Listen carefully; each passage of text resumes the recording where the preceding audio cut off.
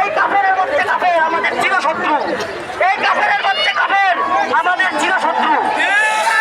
ভারতের সাথে কোনো সমঝোতা নয়, ইসরায়েলের সাথে কোনো সমঝোতা নয়।